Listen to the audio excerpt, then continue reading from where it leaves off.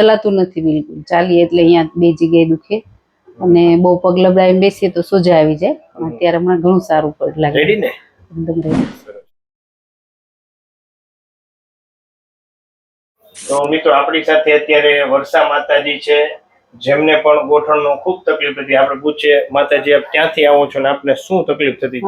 અમે આવીએ છીએ મુંબઈથી અને પગની બહુ તકલીફ હતી, ચાલવામાં બહુ તકલીફ થતી હતી, ચલાતું નહોતું બિલકુલ, પણ હવે સરસ ચલાય છે અત્યારે એક્સરસાઇઝ કરી પછી. તમે જ્યારે આ તકલીફ થતી ત્યારે કઈ રીતે તકલીફ થતી? આમ બેસવામાં, ઊભા થવામાં? બેસવામાં તો બહુ નથી થતી, પણ ચલાતું નથી બિલકુલ. ચાલીએ એટલે અહીંયા બે જગ્યાએ દુખે અને બહુ પગ લબડાવીને બેસીએ તો સોજા આવી જાય.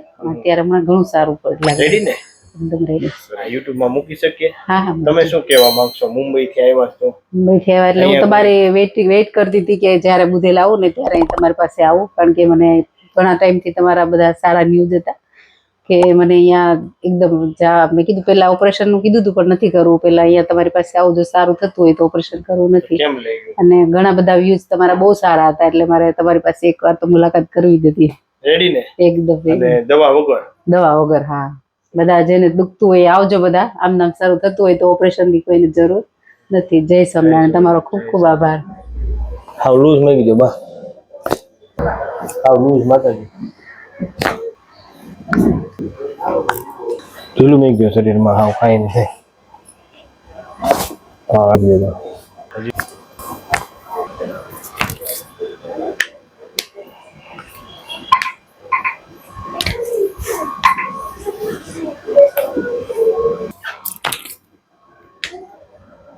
લૂઝ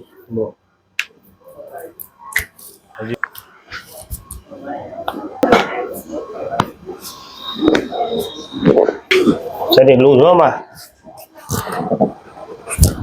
અરે વેરી ગુડ. લૂઝ રાખજો. હજી ફરીને એકવાર ચાલો તો માં.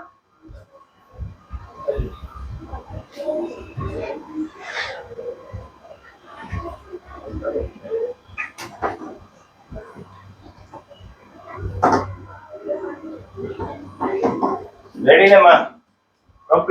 કમ્પ્લીટ.